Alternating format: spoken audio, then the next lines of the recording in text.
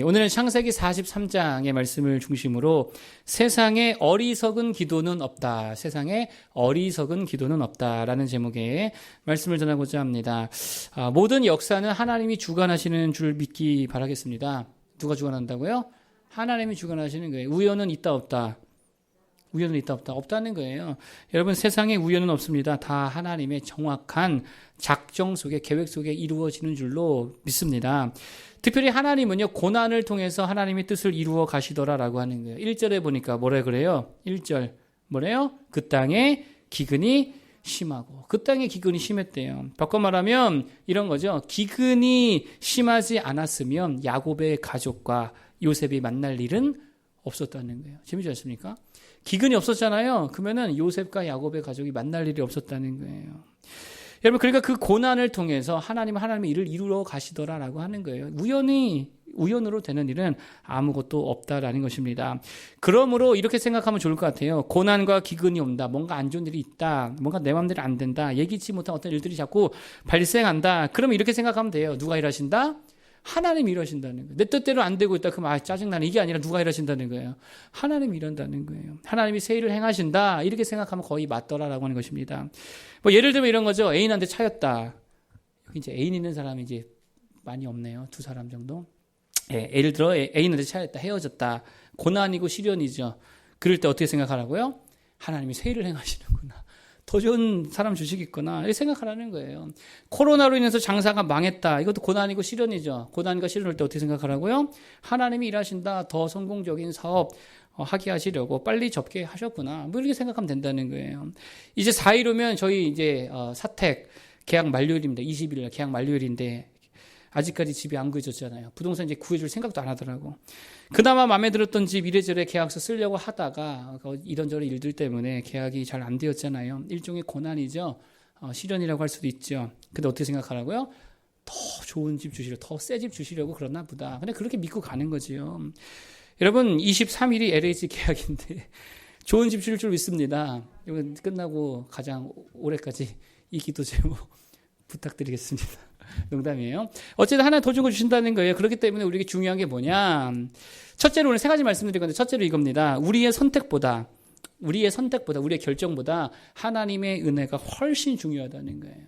뭐 이미 여러 번 말씀드렸죠. 하나님의 은혜가 훨씬 더 중요하더라. 왜요? 누가 역사를 주관하시니까. 내 선택이 역사를 주관하는 게 아니에요. 내 선택에 따라 역사가 달라지는 게 아니에요. 하나님의 뜻대로 가는 거예요. 그러니까 하나님이 은혜 주시는 게 훨씬 더 중요한 거예요. 여러분, 우리의 선택이 중요한 게 아닙니다. 비유를 들자면 이런 거죠. 뭐 유기견 센터에 갔는데 강아지들이 엄청 많을 거 아니에요. 강아지들이 나 입양시켜달라고 이쁜 짓도 하고 귀여운 짓도 하고 뭐 여러 가지 선택을 할 거 아니에요. 그 선택이 중요하지 않아요. 뭐가 중요해요?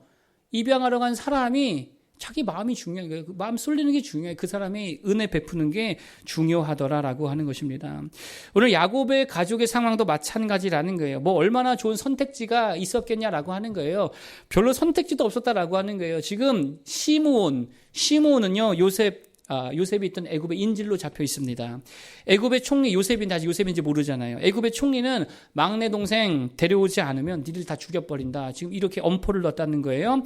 거기다가 이 야곱의 아들들 이들은요, 지금 돈을 훔친 도둑으로 지금 몰려 있더라라고 하는 것입니다. 그러니까 먹을 건 없죠, 기근 때문에. 여러분 잘 보세요. 상황만 놓고 보면 최악이라는 거예요. 사실 뭐 선택할 수 있는 선택지가 별로 없더라라고 하는 것입니다. 선택한들 그것이 뭐 상황을 바꾸거나 반전시킬 만한 게 없다라고 하는 거예요. 뭐 붙들어야 돼요, 그러면? 하나님의 은혜 붙들고 나아가는 거예요. 그래서 14절에 야곱이 가만히 생각해 보니까 이게 별 방법이 없는 거예요. 그러니까 뭐 붙들고 나갑니까? 하나님 은혜 붙들고 나가죠. 14절 읽어보겠습니다. 14절 시작. 전능하신 하나님께서 그 사람 앞에서 너희에게 은혜를 베푸사 그 사람으로 너희 다른 형제와 베냐민을 돌려보내게 하시기를 원하노라. 내가 자식을 잃게 되면 이르리로다. 아멘. 여러분, 이게 무슨 말이에요? 의지할 건 뭐밖에 없다는 거예요? 하나님밖에 없다는 거예요. 하나님이 은혜 안 주시면 방법이 없다는 거예요. 어차피 방법은 하나님의 은혜밖에 없다는 거예요. 하나님이 은혜 안 주면 아들을 잃겠다는 거죠. 하나님이 은혜 안 주시면 그냥 망하겠다는 거죠. 하나님이 은혜 안 주면 그냥 죽겠다는 거죠. 여러분, 그럼 하나 물을게요. 야곱이 의로웠습니까? 의로워서 하나님 은혜를 이렇게 당당하게 구하는 거예요? 아니잖아요. 그냥 죄인 중에 괴수 똑같다고요. 여러분 야곱의 한번 이 삶을 생각해 보세요. 자식 엄청나게 편애하죠. 별로 의롭지 않다고 자식 엄청나게 편애하죠. 아내가 몇 명이나 했대요? 4명이나 했대요. 그 뭐 의로워 그게. 맨날 속이긴 하고. 여러분 잘 보세요. 의롭기는커녕 무능하고 나약하고 때로는 되게 죄악스럽고 그냥 우리랑 똑같은 죄인이더라라고 하는 것입니다. 그럼에도 불구하고 야곱이 붙들었던 건 뭐예요? 자신의 좋은 결정, 좋은 선택이 아니라 뭘 붙들었습니까? 하나님의 은혜를 붙들며 나아갔다라고 하는 거예요. 그러자 하나님의 은혜가 임하게 되더라라고 하는 것입니다. 제게 아니네요. 예상도 못했던 큰 기쁨을 결국에는 다 누리더라라고 하는 거예요. 그게 뭡니까? 요셉과 만나잖아요. 요셉과 재회하잖아요. 그리고 애굽에서의 풍족한 삶을 결국 살아내더라라고 하는 것입니다. 여러분 그래서 제발 부탁입니다. 결정 신봉자가 되지 말라는 거예요. 내 건가?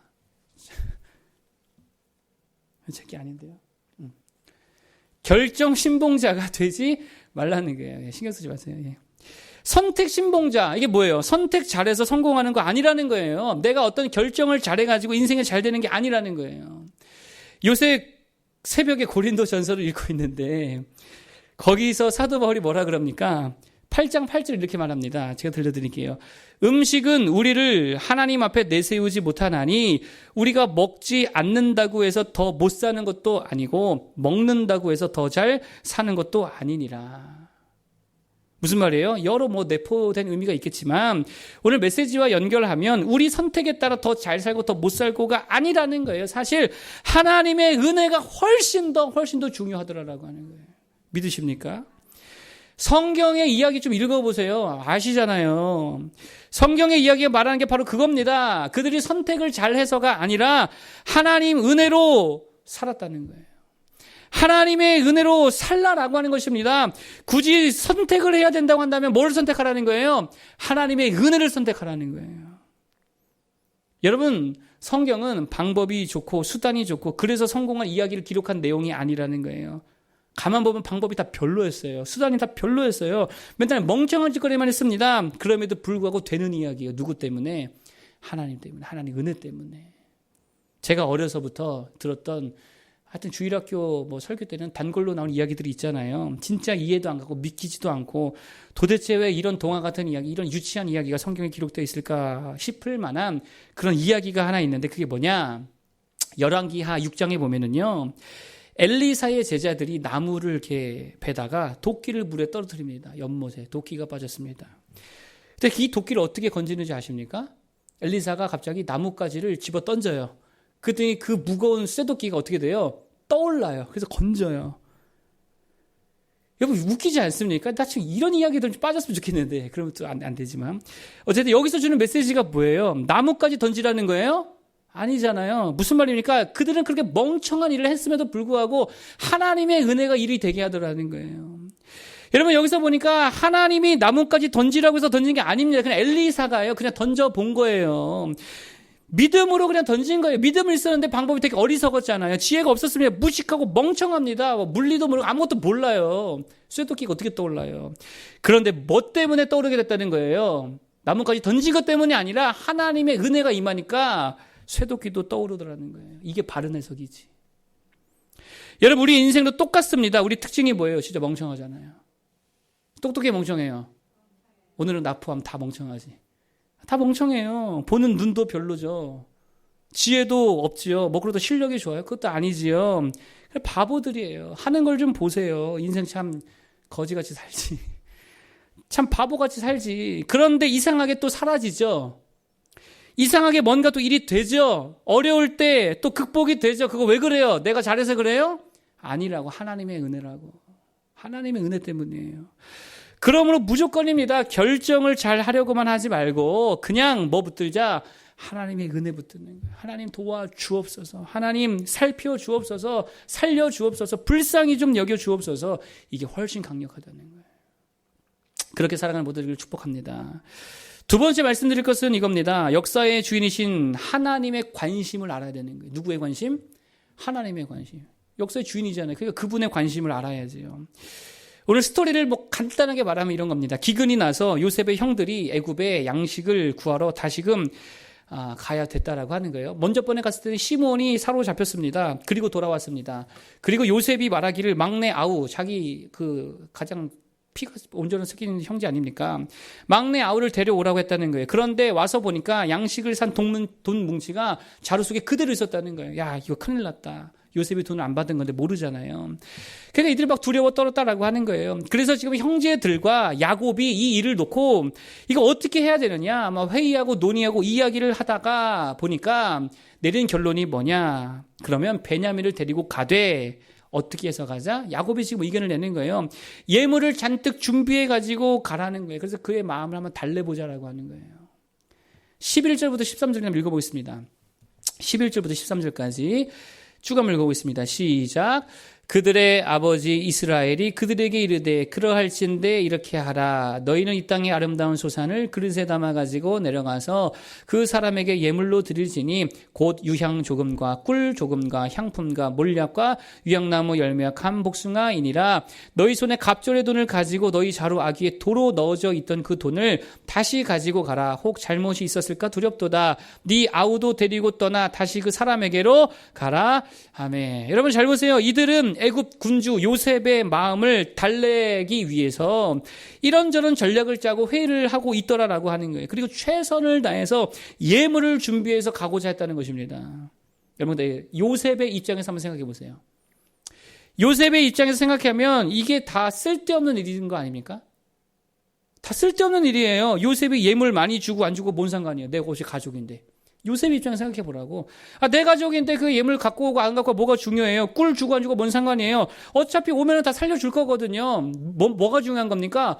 오는 게 중요한 거예요. 그리고 베냐민을 데리고 오는 게 중요한 거예요.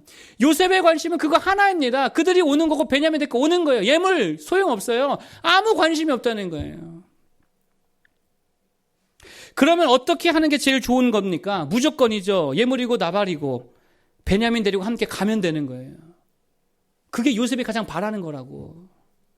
예물이 필요 없습니다. 감 필요 없어요. 복숭아 필요 없어요. 요셉은 더 많아요. 꿀이 쌓이고 쌓였어요. 그게 뭐가 필요합니까? 더 많아요. 그냥 요셉이 원하는 건 하나예요. 베냐민 그리고 가족들. 그리고 그렇게 데리고 가면 끝난다는 거예요.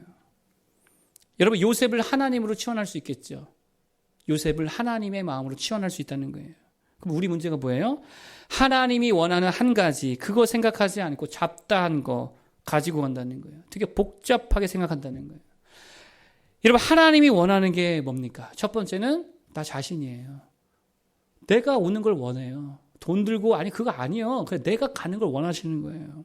두 번째는요, 한 영혼 딸려서 같이 가는 거. 그거 원하신다고. 무조건입니다. 이거면 된다는 거예요. 돈, 재능, 능력, 실력 다 필요 없습니다. 예물 없어도 됩니다. 그거 드렸다고 은혜 더 주시고 덜 받았다고 안 주시고 그게 아니라는 거예요. 요셉이나 하나님이나 거기에 관심이 없습니다. 오로지 하나, 나 자신이 가는 거, 그리고 옆에 한 영혼을 함께 데리고 가는 거. 그러면 된다는 거예요. 그런데 우리 관심은 늘 어디에 있습니까?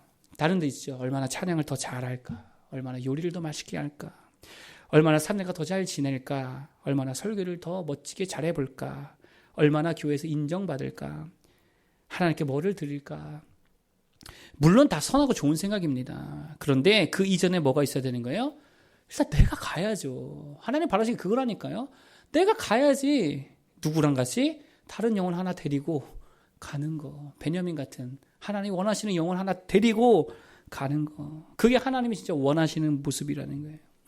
여러분 생각해보세요. 12월째 한 1,000만 원 정도 한다고 생각해보세요. 1,000만 원 하는데 교회 안 가. 하나님 기뻐하십니까? 돈만 보내. 온라인 계좌로. 그걸 기뻐하실까요? 아니면 그냥 2만 원 정도 하는데 11조 2만 원 정도 하고 영혼 하나 데리고 함께 예배하러 가는 사람 더 기뻐하실까요? 이거 뭐 물어볼 게 아니지요. 여러분 목사가 아무리 설교를 잘하면 뭐합니까? 영혼을 하나도 못 데려가면 그게 무슨 소용이에요? 아무것도 아니라는 거예요. 안 그렇습니까? 교회 시설 관리 아무리 잘하면 뭐합니까? 청소 아무리 잘하면 뭐합니까? 아무리 그런 거 잘하면 뭐합니까? 청소는 하고 예배 안 오면 영혼 한 명도 못 데려가면 아무것도 아니죠. 진짜 하나님이 원하는 거 그거 하나에 집중할 수 있는 부도가 되길 바라겠습니다. 일단 누가 가고 일단 내가 가고 그 다음에 누구 데려가자? 한 영혼 데려가자. 그러면 하나님이 제일 원하시는 거예요. 마지막 세 번째 하나님이 역사의 주인이시기 때문에 요청하라는 거예요. 하나님께 뭐 하라고요? 요청해라. 자꾸 요청을 하는 거예요. 그러면 원하는 걸 얻게 되더라라고 하는 것입니다. 얻지 못하는 이유가 뭡니까? 너희가 얻지 못하면 뭐 하지 않기 때문이요? 구하지 않기 때문에, 요청하지 않기 때문이라는 거예요. 기도하지 않기 때문이라는 거예요. 여러분, 유다가 나오는데요. 유다의 모습을 보니까 처음에 야곱이 야 베냐민 데리고 가는 거 안 돼. 그러죠. 절대 안 돼. 걔까지 빼앗길 수 없어. 그런데 이때 유다가 한 게 뭡니까? 간청했어요. 아버지, 아닙니다. 저를 담보로 해서라도 제가 반드시 데려오겠습니다. 허락해 주십시오. 요청했습니다. 그게 8절부터 10절이죠. 한번 읽어보겠습니다. 8절부터 10절까지. 자, 시작. 유다가 그의 아버지 이스라엘에게 이르되 저 아이를 나와 함께 보내시면 우리가 곧 가리니 그러면 우리와 아버지와 우리 어린 아이들이 다 살고 죽지 아니하리이다. 내가 그를 위하여 담보가 되오리니 아버지께서 내 손에서 그를 찾으소서. 내가 만일 그를 아버지께 데려다가 아버지 앞에 두지 아니하며 내가 영원히 죄를 지리이다. 우리가 지체하지 아니하였다라면 벌써 2번 갔다 왔으리이다. 아멘. 뭐 하고 있어요? 요청하고 있어요. 아버지 허락해 주세요. 요청하니까 야곱이가 들어주더라는 것이죠. 실제로 프랭크 플린 박사와 바네사 본스 박사가 연구를 했대요. 그 내용이 뭐냐 이런 겁니다.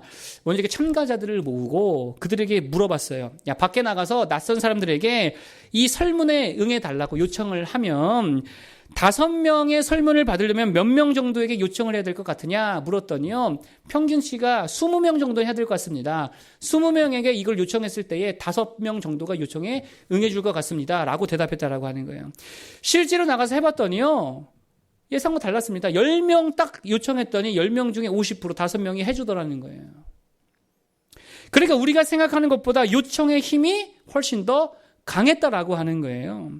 여러분, 그래서 이 두 박사가 하는 말이 그겁니다. 요청하지 않아서 문제지, 도움을 구하지 않아서 문제지, 요청하고 도움을 구하는 사람이 조직과 사회와 세상에서 훨씬 더 성공할 확률이 높아진다는 거예요. 자꾸 도움을 구하라는 거예요. 요청하라는 거예요. 왜요? 생각보다 요청의 힘이 강력하다는 거예요. 여러분, 그래서 이렇게 말합니다. 상대가 나를 도와줄 가능성을 과소평가하려는 마음을 그대로 놓아두면 생산성을 높이고 목표를 달성하는 데 엄청난 방해물이 될 것이다. 상대가 나를 도와줄 거라는 것에 대한 기대를 너무 과소평가하면 망한다는 거예요. 여러분, 흥남철수 이야기 아시죠? 국제시장인가요, 영화로? 6.25 때 중공군이 막 내려왔습니다. 인해전술로. 북에서부터 엄청나게 많이 내려오니까 사람이 얼마나 많았는지 3명이 한 조였다면서요. 그래가지고 한 사람에게는 총을 주고 나머지는 피리 들고 뭐 나팔 들고 그러면서 뛰어 내려왔다는 거예요. 얼마나 무섭습니까? 어쨌든 막 내려오니까 그때부터 유엔군과 우리나라 한국 국군이 막 그냥 밀려가지고 남쪽으로 그렇게 퇴각하기 시작했습니다. 그런데 미처 퇴각하지 못한 부대가 있었죠. 그게 바로 흥남 부두에 있던 부대였습니다. 그래서 그 10만 명의 군인들을 철수하는 엄청나게 큰 작전을 세워서 했다라고 하는 거예요. 그런데 군인들만 철수해야 되는데 누가 몰렸대요? 피난민들이 몰렸다는 거예요. 유엔군을 도와줬던 피난민들 10만 명이 그 부두에 몰렸습니다. 같이 가자, 우리도 살려달라고. 이때 다 떠나고 마지막 화물선 하나 남았습니다. 그 화물선 이름이 뭐예요? 메러디스 빅토리오. 정원이 60명. 나머지는 다 화물 실었던. 그때에 당시 승무원이 47명이었대요. 근데 그때에 현몽합 박사가 미 장군에게 요청합니다. 이들을 태워주셔야 합니다. 살려주셔야 합니다. 이들 공산당 다 내려오면 다 죽습니다. 유엔에게 도와줬다는 이유로 다 죽습니다. 그랬더니 어떻게 됩니까? 화물, 군수품 25만 톤을 다 갖다 버리고 폭파시켜버리고 피난민 14,000명을 막 꽉꽉 채워가지고 태워가서 다 살렸다는 거예요. 잘 보세요. 요청 안 했으면 한 명도 안 태워갔어요. 그런데 요청했더니 간절히 간청했더니 14,000명 태워가서 14,005명이 되어 5명 태어났다면서요. 그래가지고 다 살려냈다라고 하는 거예요. 하나님과의 관계도 마찬가지라는 것입니다. 우리 문제가 뭐예요? 하나님의 응답을 과소평가해요. 하나님의 응답하심을 과소평가합니다. 이걸 응답하실까? 이걸 들어주실까? 이걸 과연 하나님이 해주실까?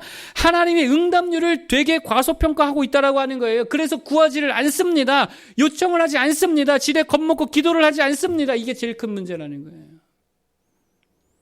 여러분, 돈 필요하세요? 그 돈을 구해야지. 하나님 주시는 거 아니에요. 돈 필요하면 하나님께 구해야죠. 왜 토토를 해? 하나님께 구해야지. 사람이 필요해요? 누구에게 구해야 돼요? 하나님께 구해야지요. 하나님 나에게 이런 사람 붙여주십시오. 이런 동역자를 붙여주십시오. 정말 좋은 사람을 나에게 붙여주십시오. 그럼 하나님 붙여주시죠. 건강이 필요하면 어떻게 해야 됩니까? 하나님께 일단 구해야, 간청해야지요. 여러분, 세상 사람도 10명한테 말하면 몇 명 도와줬어요? 아까 설문지 5명 50% 확률로 도와줬다고. 하나님께 10번 구하면 몇 번 들어주실까요? 거의 다 들어주시지 않을까요? 여러분, 세상 악한 자들도 자식에게 좋은 걸 줄 알거든.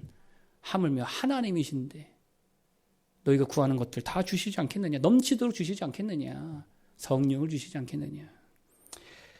그런 말이 있습니다. 세상에 어리석은 질문이란 없다. 질문 많이 하라는 뜻이죠. 세상에 어리석은 질문이란 없다. 이게 원래 영어 문구인데요. 이때 쓰였던 질문 해당하는 단어가 ask인데 ask. ask에 다른 뜻이 있죠. 뭐예요? 한서로 보니 요청하다.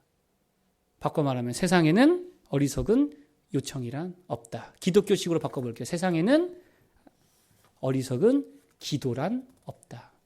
여러분, 하나님께 드리는 기도는요, 어리석은 기도 없어요. 어떤 기도라도 하나님 앞에 구하는 거예요. 어리석은 기도 없습니다. 안 하는 게 더 어리석은 거예요. 여러분, 필요한 게 있습니까? 하나님께 구하기를 바라겠습니다. 주고 안 주고 판단 누가 해요? 내가 하는 거 아니에요. 하나님이 하시는 거예요. 일단 우리는 뭐부터 하자? 무조건이에요. 구하고 요청하고 간청하면 하나님께서, 응답률 최고 좋은 하나님께서 다 응답해 주실 줄로 믿습니다. 세 가지 말씀드렸습니다. 첫 번째, 우리 선택보다 하나님의 은혜가 훨씬 더 중요하다 그랬죠. 그 은혜 붙들기를 바라겠고요. 두 번째는 하나님의 관심을 좀 알아야지. 하나님의 관심이 어디 있어요? 일단 나에게 있다고. 내가 가야 되는 거, 아버지께 가야지요. 딴 생각 말고. 뭐 없어도 부족해도 가는 거예요. 그리고 누구랑 같이 가는 거예요? 한 영혼 데리고 같이 끌고 가는 거지. 하나님 그걸 제일 기뻐하십니다. 세 번째는 ask, 요청하라는 거예요. 바보 같은 요청 있어요? 없어요? 없어요. 어리석은 요청 없어요. 안 하는 게 어리석은 거예요. 기도하기 바랍니다. 간구하기 바랍니다. 간청하기 바랍니다. 하나님께서 더 좋은 것들로 주실 줄로 믿습니다. 하나님을 절대 과소평가하지 마세요. 하나님의 응답률은 좋아요. 200%, 300% 될 줄 믿습니다. 무조건 구하는 게, 그럴 때에 큰 은혜를 주실 줄로 믿습니다. 찬양하겠습니다.